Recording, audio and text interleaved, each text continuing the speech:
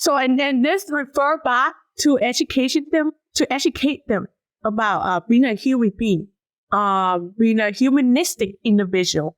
Because we can teach them how to be a humanistic individual. That such as when you are being a humanistic individual, you tend to develop more positive qualities, such as kindness, compassion, appreciation. Because a humanist individual usually tend to do things that are good for the world. And when they do that, they develop those positive qualities that will overpower the negative that is coming in. Because we have to accept that the negative is there. We can't delete the media.